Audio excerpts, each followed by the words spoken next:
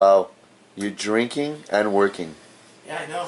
You realize you have Sounds pretty five good. strings on that bass now. You're gonna start seeing 10 if you're not careful.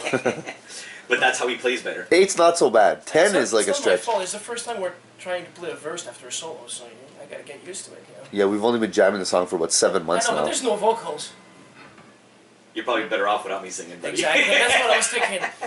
F you! Concentrate. You don't get to talk. Of course I do. You've done too much talking as it is. Enough. It's not true. We kept running out of tonic. They had to keep sending busboys to go get tonic. This is what vocal sessions are all about. Danny tells Danny stories about you. talking and wasting his precious vocal time and his vocal energy on fucking stories. F you!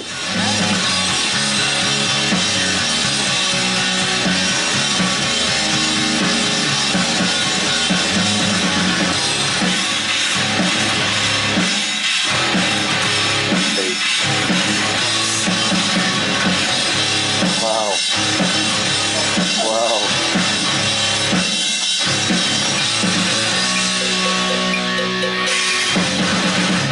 Wow.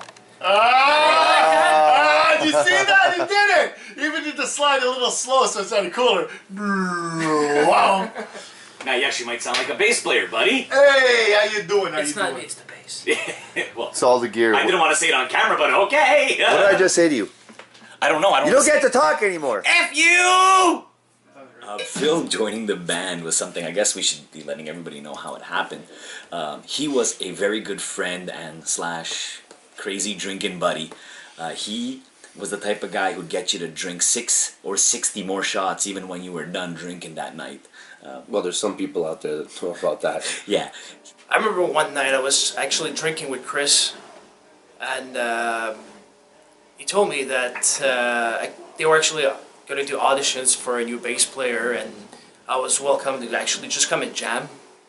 But I remember like a lot of bass players coming that day, and you know, some of them were really good, and you know, at the end, like they just invited me in the room and they said, like, you know what, might have a shot. So if you're really interested, like, join the band.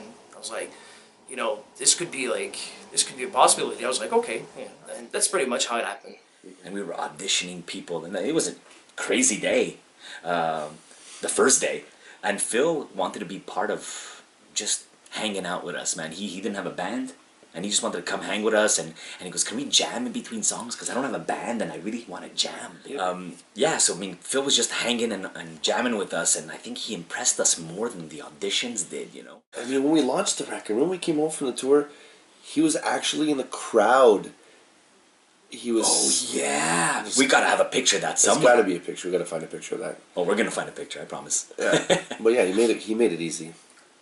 That was really awesome. But yeah, long story short, Phil did 2 warm-up gigs with us, and the surprise gig, we kept it a big secret here in Montreal. It was a big thing, huh? We kept it a secret. It was when a you question bass- mark. Yeah, there was a big question mark on the picture of the bass player, and we had Phil come out with a question mark on his t-shirt. It was the best thing ever. You know, the most amazing part, I mean, we're a little bit older than Phil, and the best part was watching him grow, like the little brother growing up, and watching him evolve as a person and as a musician, too.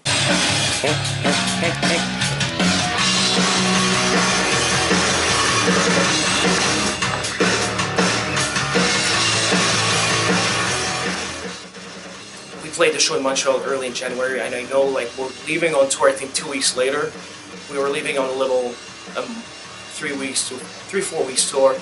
And even back then, I didn't speak English, and that was kind of funny because every time, like especially when you get down south, people have like a big accent in English, and most of the time I couldn't understand anything, so I would just turn around and go like, "Just get done."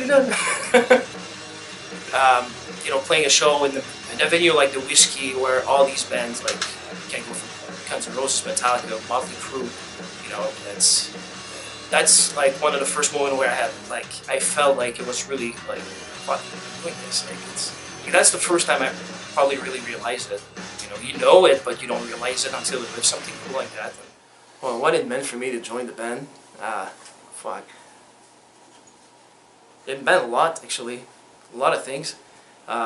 You know, when you're 16, 17 and just playing guitar at home and trying to learn how to play an instrument and thinking like, oh shit, I want to do this with my life. And then suddenly you're like 22, 23, and you know you get a chance to do that. You know, with people you get along with, because you know I've known the boys for many years before that, and you know you get to do something that you like with the people you love the most. I mean, that meant a lot. Like there's no word for that. Yeah, he's a definition of rock and roll. Yeah. Drinking and playing. The definition. Couldn't be happier with a guy like Phil. Look up Wikipedia and rock and roll. You got Phil like this.